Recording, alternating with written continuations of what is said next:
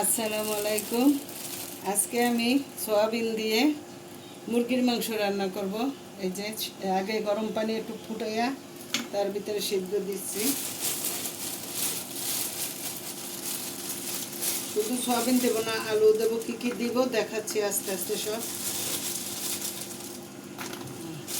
এটা টকবগাই ফুটবে, একটু ঢাকনা দিয়ে নরম করে নেব। যেটা এখানে সিদ্ধ হতে থাক। সিদ্ধ করা হয়ে গেছে, দেখেন সিদ্ধ করার পরে কত বড় হয়েছে এবং ভিতরে নরম হয়ে গেছে, স্পঞ্জের মতো, যেরকম মিষ্টি না ওই রকম। এখন আমি এটা পানি ঝেড়ে নিলাম।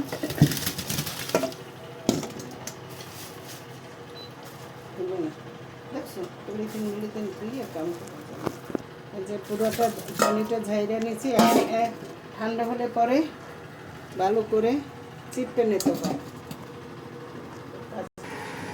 সয়াবিন এখন ভালো করে পানি চিপে নিতে হবে।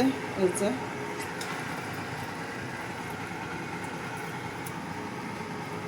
এভাবে চিপে একদম শুকাই নিতে হবে পানি থাকা। যেহেতু আমি এখন একটা ভাজা দেব তেলে, একটু হলুদ দিয়া তেলে ভাইজে নেব। এই যে চেপার পরে এরকম হবে। আমি এখন সয়াবিন ভাজবো, রেডি করে নিলাম।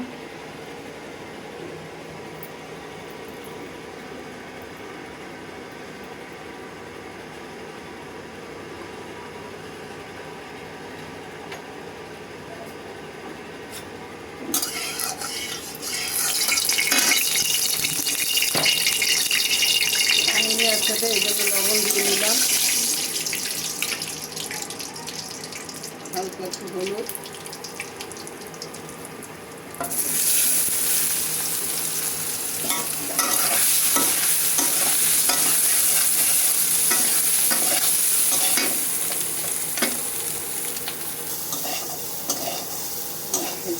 এরকম করে একটু লাল লাল করে ভেজে নেব।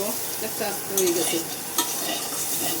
সিদ্ধ করলেও এটা তেলে ভাজলে আর ভাঙে না।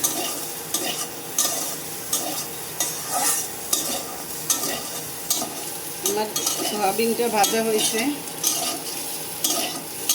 কীভাবে রান্না করা হয় সয়াবিন দিয়ে মুরগির মাংস সবটাই দেখাবো। এখানে আগে সয়াবিন ভাজলাম।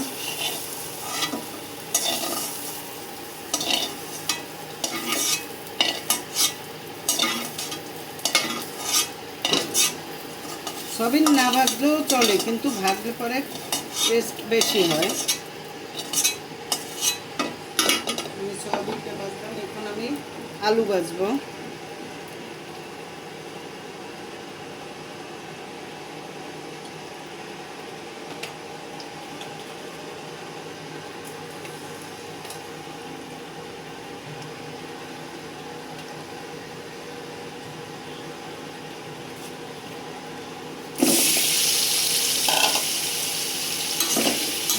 আলুটাও ভেজে রান্না করবো।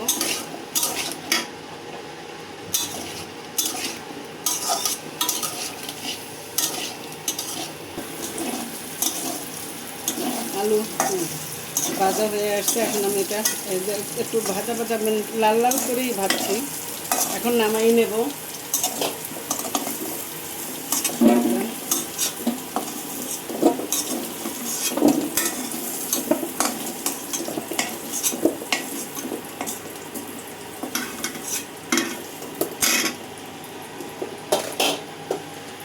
এই তেল দিয়ে আমি এই তেলের ভিতরে আর একটু তেল দিয়ে নিলাম।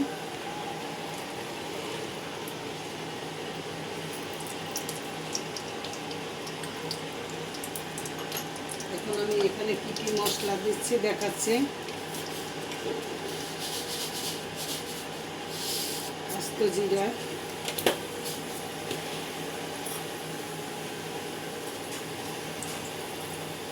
দুই তিনটে শুকনো মরিচ,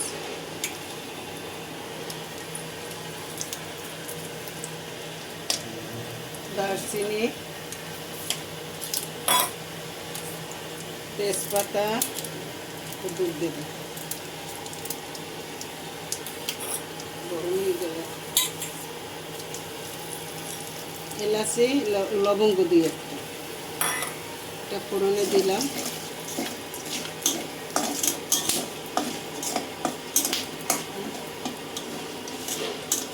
একটু চেন বেরোর পরে আমি পেঁয়াজ দিয়ে দিলাম, কাটা পেঁয়াজ, আস্ত এগুলো, লাল মরিচ কাঁচামরিচ যেটা লাল সেটাই দিলাম। পেঁয়াজটা নরম করার জন্য আমি লবণ দিয়ে দেবো।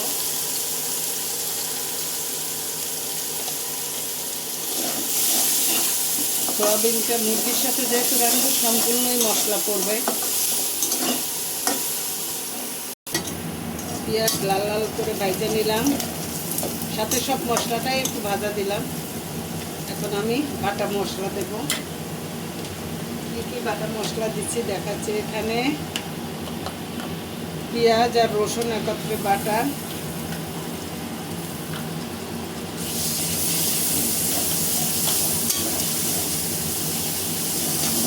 নাড়া দিয়ে নিলাম।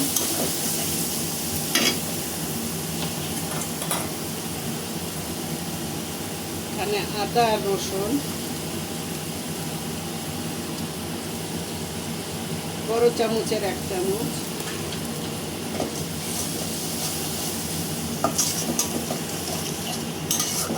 আদা আর পেঁয়াজের কাঁচা গন্ধটা দূর হওয়ার জন্য তো হালকা করে ভেজে নিচ্ছি।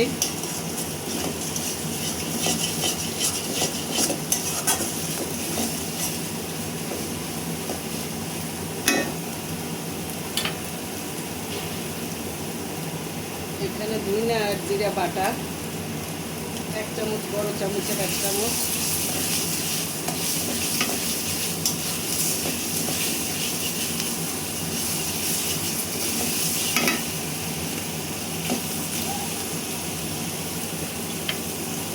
আমার আপু যেহেতু খাবে, লাল মরিচ আমি বেশি দেব না। সয়াবিন একটু মরিচ খাচ্ছে, কিন্তু ওর জন্য আমি একটু কমই দিচ্ছি।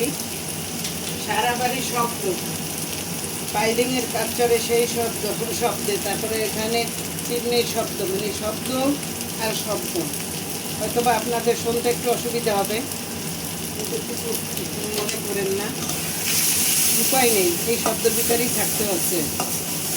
পাইলিংয়ের কাজে তো কত শব্দ হয় সারা দিন রাত। এখন মুরগির মাংসটা দিয়ে কষাবো। পিছাড়া বন্ধ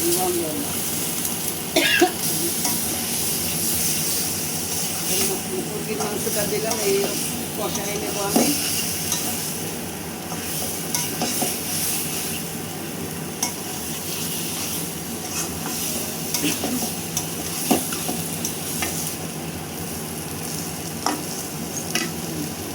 এখন লবণ দিয়ে নিলাম।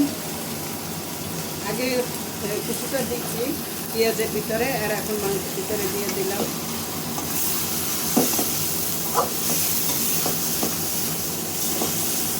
ভালো করে কষাইয়া তারপরে আলু দিয়ে আর একটু কষাইয়া আমি গরম পানি দিয়ে দেবো, দেখাচ্ছি।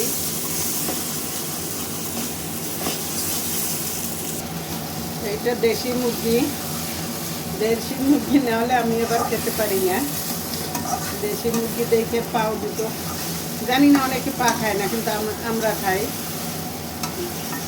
আমার আম্মা জানের তো বেশ পছন্দ পাখনা, আমি তো এটা ফেলতেই পারবো না, তো খাই। এখন আলু দিয়ে আর একটু কষাবো।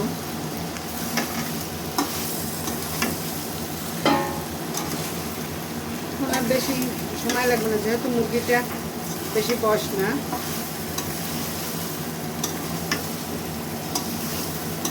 কষানো হয়ে আসছে।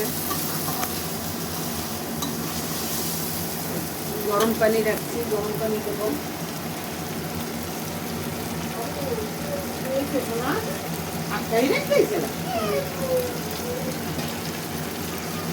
আমার দাদুকে আটকাই রাখতে হয়েছিল, দাদু আমার কান্না করে।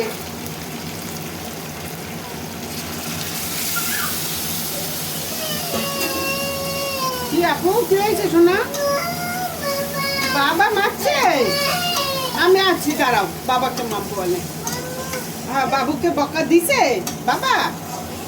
আচ্ছা দাঁড়াও। এখন আমি গরম পানি দিয়ে দেব।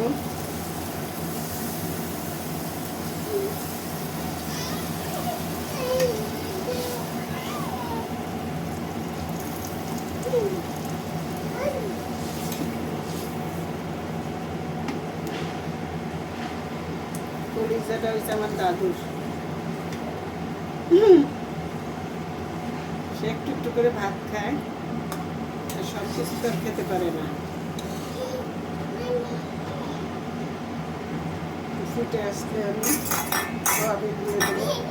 সোয়াবিন দিয়ে কে কে এরকম রান্না করে খান আপনারা জানাবেন কমেন্টে। যদি ভালো লাগে এই রান্নাটা লাইক করবেন, সাবস্ক্রাইব করবেন, অবশ্যই একটা সাবস্ক্রাইব করবেন, আমার তাতে ভালো লাগবে। সয়াবিনটা দিয়ে দিচ্ছি।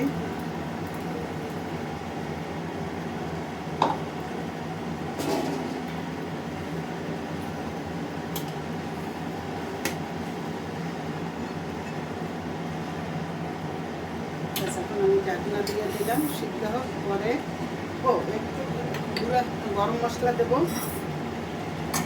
আমার নিজের হাতের তৈরির গরম মশলা।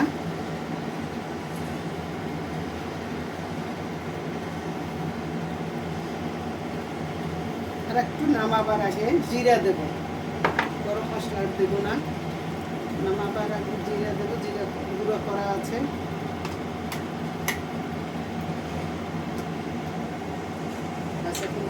সিদ্ধ নামাবার আগে জিরা দিয়ে নামাবো, দেখাচ্ছি। রান্না শেষ আমার। এখন আমি একটু জিরা দেবো, জিরা দিয়ে ঢেকে রাখবো। জিরা গুঁড়া এখানে